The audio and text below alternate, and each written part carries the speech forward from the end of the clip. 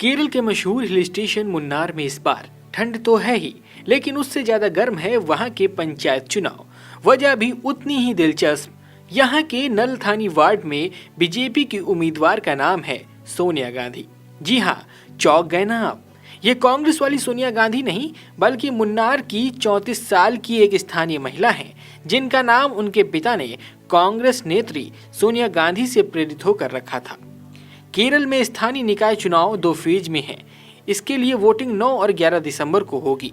नतीजे 13 दिसंबर को घोषित किए जाएंगे। प्राप्त जानकारी के मुताबिक सोनिया गांधी का जन्म 1991 में कांग्रेस समर्थक और स्थानीय मजदूर दुरेराज के घर हुआ था। दुरेराज कांग्रेस नेत्री सोनिया गांधी से प्रभावित थे, इसीलिए उन्होंने अपनी बेटी को भी वही नाम दे दिया। सोनिया की शादी बीजेपी नेता और पंचायत के जनरल सेक्रेटरी सुभाष से हुई है। शादी के बाद सोनिया भी सक्रिय रूप से बीजेपी की राजनीति से जुड़ गई। सोनिया ने अपने पति और बीजेपी कार्यकर्ता सुभाष के पद चिन्हों पर चलते हुए राजनीति में कदम रखा है। सुभाष फिलहाल पंचायत के जनरल सेक्रेटरी हैं और इससे पहले पुराने मुन्नार मुलक्कड़ा वार्ड के उपचुनाव में भाजपा उम्मीदवार के तौर पर चुनाव लड़ चुके हैं। मुन्नार के नलथानी वार्ड में कांग्रेस उम्मीदवार मंजुला रमेश के सामने इस बार चुनौती कुछ अलग है। बीजेपी प्रत्याशी सोनिया गांधी का नाम सुनते ही लोग चौंक जाते हैं और फिर चर्चा शुरू हो जाती है। चुनावी बैठक हो या घर घर संपर्क अभियान, उम्मीदवार का नाम ही सबसे पहले बातचीत का विषय बन रहा है। यही कारण है कि कांग्रेस को मुकाबले की हवा अलग तरह से महसूस हो रही है।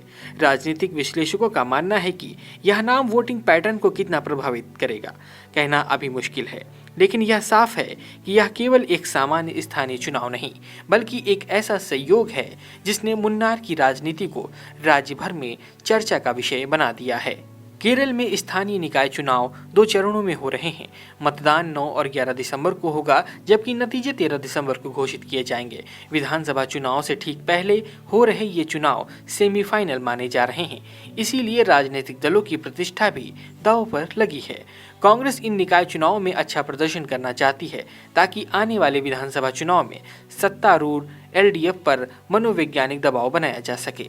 लेकिन बीजेपी द्वारा सोनिया गांधी नाम की उम्मीदवार उतारने से कांग्रेस की रणनीति में नई चुनौती जुड़ गई है। ब्यूरो रिपोर्ट, सरकारी मंथन।